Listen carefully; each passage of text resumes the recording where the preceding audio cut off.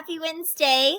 Today for math, we are completing page 2 of the Bunny Timesheet. So if you didn't get page 1 done yesterday, I would like for you to find time either today or tomorrow to go ahead and get caught up on that, because then we will be submitting that to Seesaw later.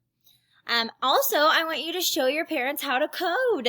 So get on code.org, and I would like for you to show them all about coding, or maybe you can search on Google for different coding. That's fine as well.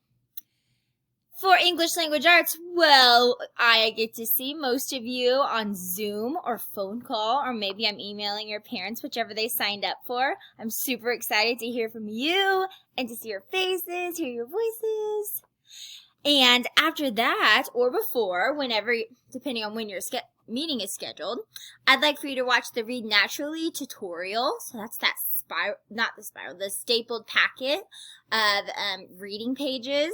And I put the link here from Mrs. Edgar, and then I also have it uploaded on Facebook. She uploaded it there. So you can watch it either place, but I would like for you both to watch that, please. And then complete the Read Naturally vocabulary, prediction, and cold read. So that's just the first page of that.